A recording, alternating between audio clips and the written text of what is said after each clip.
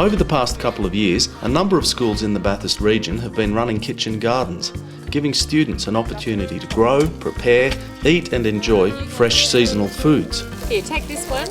The kids seem to be having a break from schoolwork, but they're actually learning. They learn where food comes from and what's involved in producing it, and they get to find out about food that's healthy for them and the environment. Through all of this, the kids also engage with many other aspects of the curriculum. Kitchen gardens connect schoolwork to life and schools with their communities. I guess with climate change and changes in the environment, we want the kids to really be in touch with their immediate environment, and we thought that a veggie garden was a good way to go about that.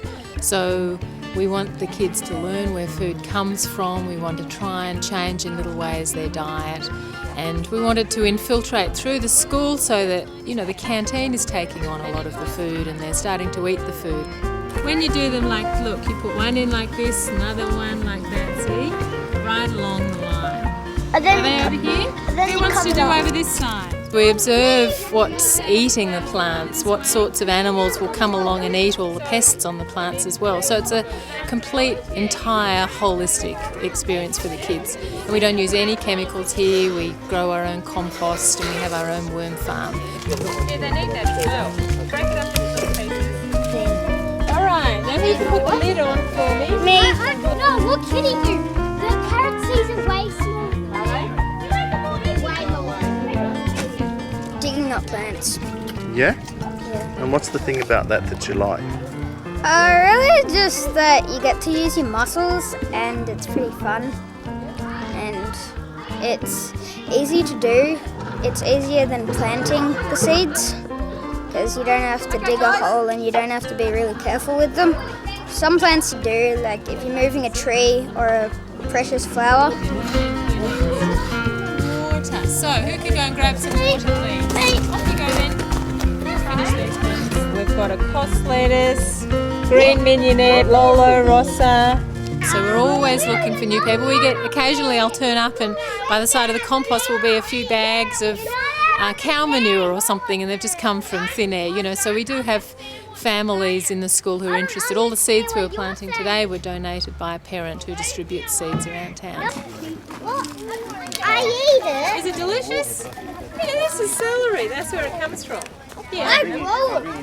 Yum, look at that. In my birthday patch, I grow it. And we hear kids coming in, you know, I helped my grandma with the veggie garden and, you know, my mum loves spinach, I'm going to take this home. And the kids are so proud to take the vegetables home from the garden, you know, they've just got delight and pride written all over their faces when they take 2 little stalks of silver beet for their family's dinner table at night. Oh, that's good, that's exactly how you do it. Wow, that's the best. So I guess this group of 5 parents, we have a roster. It's all volunteer, we're all working parents, and we dedicate about one day a month. What have we got? We've got lettuce. Oh, yeah, How about we put some of these, it might be spring. Let's put some of these ones out. I guess we really want to try and make a difference here in this little school. We're all keen gardeners at home, so our kids are getting that experience at home, but there are a lot of kids here who just wouldn't know, you know, where the plants come from, where their veggies come from. So these guys are very disengaged with school. They have trouble sitting in class. Okay. They better have all been shaken before we open them. That one's bright red. The fact that we can break the day up that little bit more from the classroom sitting and doing our writing and so on, and the actual physical activity, we think they're actually able to concentrate for longer periods of time. Doing a bit of painting. We're going to come along this side here to What have we got next? On the strawberry pots. All right, 15 minutes, let's go. And we've just been looking at something that is hands-on and real-life kind of experiences.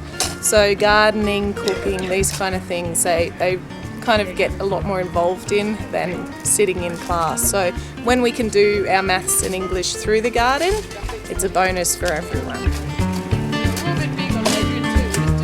The life skills, they get a great deal of satisfaction out of planting things, seeing them grow and actually being able to produce something.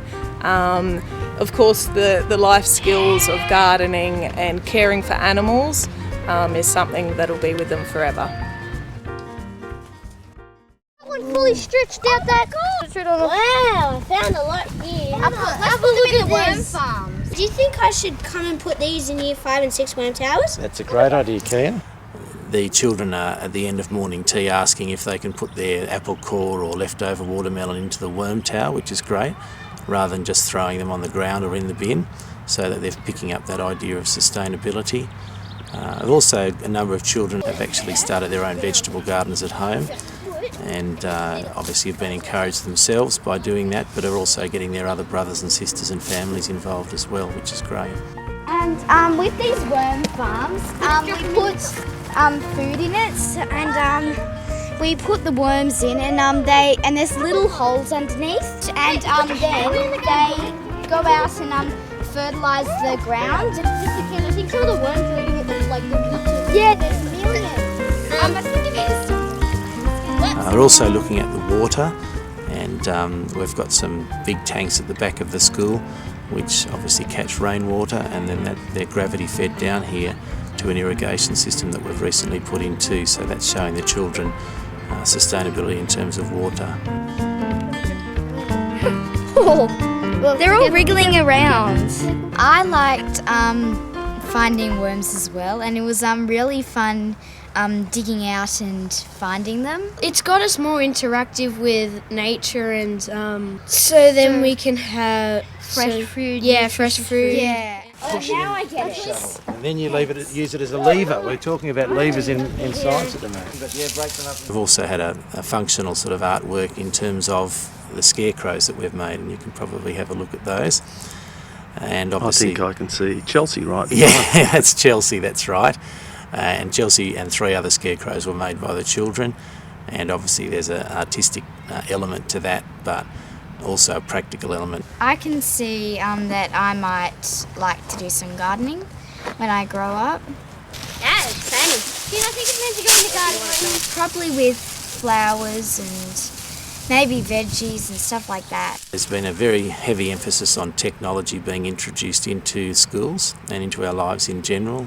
Computers, televisions, videos, iPods and iPads, and they're all fantastic things, but they do tend to take the children away from traditional hands-on activities outside, and so I think it's really important that we get a balance and that the children are actually getting outside and learning about and how to care for gardens, how to care for animals outside, and how to become more sustainable in their own lives. We've used sort of the recycling theme through other things that aren't necessarily connected directly to the garden, but it just gives them that awareness. They've had lessons on composting. I mean, they're learning to utilise, of course, their scraps. They've done an audit of the kind of rubbish they were putting out. It does help them to realise too that real foods don't require a plastic packet, so that awareness has been a benefit for them. We've given cooking a big focus across the winter months because in our climate, the garden doesn't consume a lot of our time in the winter months. We've created a lovely winter warmer that celebrated this with the community, and we had about 40 guests the children catered for. We prepared food over a number of weeks. The children served them. They really, really loved it, and it was a really nice community activity. And as a spin-off of that, the children were then asked to cater for another function, which was for 70 people, so that was a pretty big thing for us to do, but we managed to get through that. And it's a great experience for the kids. I mean, it really is.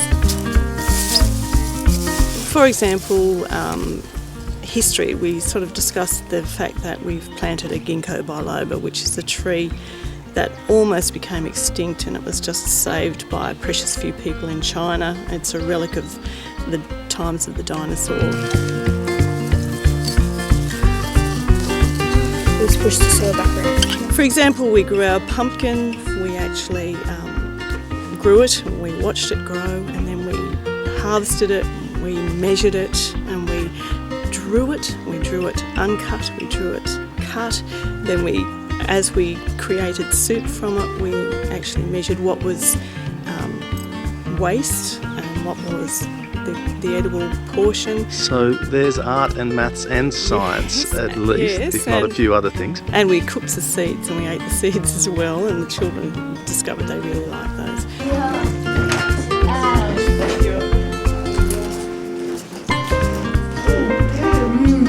Well, it's actually a bit of a joy bringing these things to children, I think.